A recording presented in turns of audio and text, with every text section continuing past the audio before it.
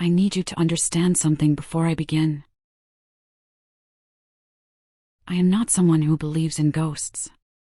I am not someone who jumps at shadows or reads meaning into coincidences. I am a graphic designer. I lived alone in a small apartment on the 14th floor of a building in a city where nobody really knows their neighbors. I believe in electricity bills, in deadlines, in the blue light of a screen at midnight and the cold comfort of a phone that never really rings.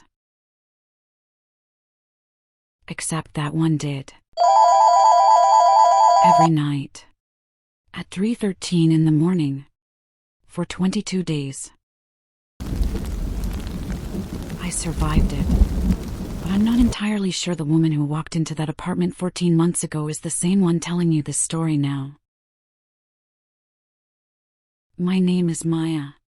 And I need you to believe me. It was October. Mid-October, the kind that smells like wet pavement and dying leaves. I had moved into the Harcourt building 6 weeks earlier, after a breakup I don't need to explain and a lease I needed to escape. The apartment was small. 1407. One bedroom. A kitchen that faced a brick wall. A window in the living room that looked out over the street below, which I loved because it meant I could watch people at night and feel less alone without having to actually be less alone. I worked from home. That matters. It means my days blurred into nights. It means no one would have noticed if I disappeared for a week. The first call came on October 14th. I know the date because I had just submitted a project, a logo rebrand for a bakery in the suburbs, and I was lying in bed, scrolling through nothing on my phone at 2:30 in the morning. I remember putting the phone face down. I remember closing my eyes. My phone lit up the ceiling. Unknown number. I stared at it. It rang twice and stopped. Nobody calls at 2:47 in the morning with good news. But nobody calls at 2:47 in the morning at all, not to my number. I had moved recently. Changed providers. Barely anyone had the new number. My mom. My coworkers. 2 or 3 friends. That was it. I turned the phone face down again. Spam, I told myself. A bot. A wrong number. I believed it. I fell asleep. And then it called again. At exactly 3:13 a.m. Asterisk. I picked up this time. I don't know why. Maybe it was the precision of it, 3:13, not 3:14, not 3:12. Or maybe I was just half asleep and not thinking clearly. Hello? I said. Nothing. Not silence, exactly. That's what I've tried to explain to people and why they don't believe me at first. It wasn't silence. There was something on the other end. A texture. A breathing that wasn't quite breathing. The way a room sounds when someone is standing very still inside it. I hung up.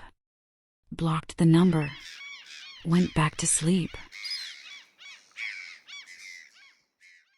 The next night, a new unknown number called. At 3:13 a.m. By the 4th night, I had stopped blocking the numbers. There was no point. Each call came from a different one, different area codes, different digits, never the same twice. I looked them up. Disconnected lines. Numbers registered to states I'd never been to. Dead numbers. Calling from the dead. I want to be very precise about what happened on the calls, because precision is important for what comes later. Night 1 to 4, just that presence. That occupied silence. Night 5, something changed. I answered at 3:13. I waited. And then, so faint I thought I'd imagined it. A sound. I pulled the phone closer to my ear. My heart was already moving faster than I wanted to admit. It wasn't a word. It was almost a word. The shape of one. Like someone had tried to speak and their voice had simply not arrived. I said, "Who is this?"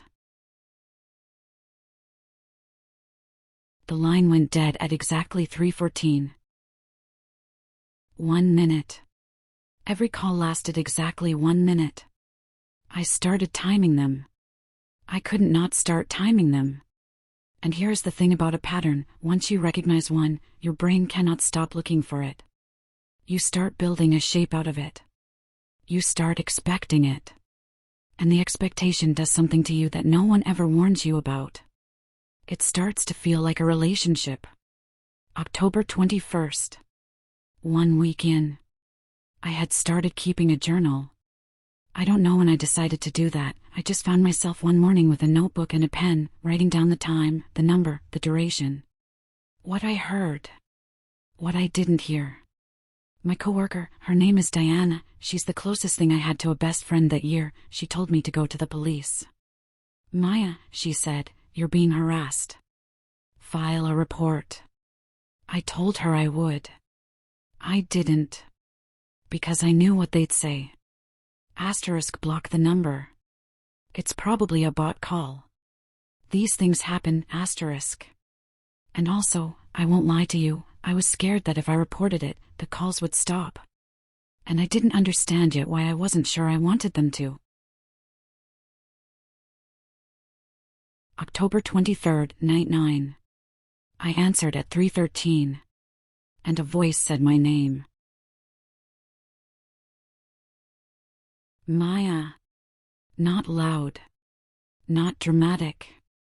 Just my name, spoken softly, the way someone says a word they've been holding in their mouth for a long time. My blood went cold.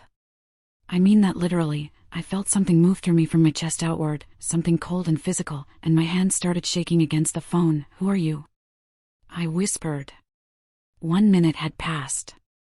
The line went dead. I sat in the dark for a long time after that. Someone knew my name. Someone knew my number. Someone was calling me from dead phone lines at 3:13 every morning, and now they were saying my name, and I sat there and I thought about every person I had ever met. Every interaction. Every online profile. Every moment I had maybe been followed, watched, noticed. I called Diana the next morning. I didn't tell her about my name. I don't know why. I just said the calls were still happening and she said to change my number, and I said I would, and I didn't. Because something had shifted in me. I needed to know who it was. And some part of me, the part I'm most ashamed of, was starting to need the calls. I started preparing for the calls. I know how that sounds. But I would set an alarm for 3 a.m. I would be awake, sitting up in bed, phone in hand, lights off. Waiting. And at 3:13, always 3:13, it would ring. And I would answer, and I would listen, and for 60 seconds I would be in the most heightened state of focus I had ever known. Everything else, the breakup, the loneliness, the deadlines, all of it dissolved. There was only the call. Only the presence on the other end. Only the dark. I know what some of you are thinking. And you're not wrong. I had become dependent on the terror. I was lonely in a way I hadn't admitted to myself, and the calls, as wrong as this sounds, made me feel seen. Whoever was on the other end knew my name. They had chosen me. They were coming back, night after night, for me. Isn't that the most frightening part? October 27th, night 13. The voice came back. Same softness. But this time, more words. Maya. Don't go to sleep. I said, why not? 60 seconds. Line dead. I did not sleep that night. Not because I was obeying.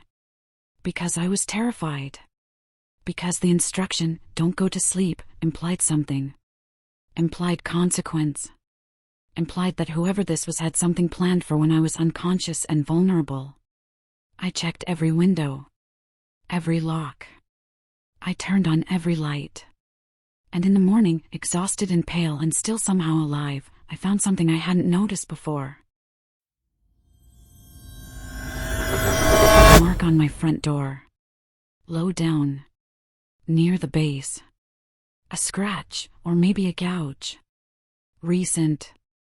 The wood was pale and fresh at the edges. Like something had tested the door in the night. I want to pause here and be honest with you. When I found that mark, I thought of two explanations. The first, someone had been at my door. In the night. While I was sitting awake in the dark with my phone pressed to my ear. The second, I had made the mark myself, sleepwalking, during one of the nights I had actually fallen asleep before the call. I checked my surveillance app.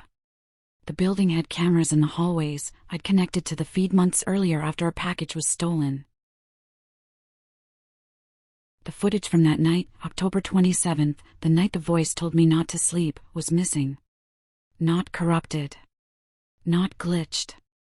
Missing an 11-minute gap in the recording, starting at 3:11 a.m. 9 more calls were coming. And with each one, the voice was going to tell me something new. Something it had no way of knowing. Unless it had been there. Unless it had always been there.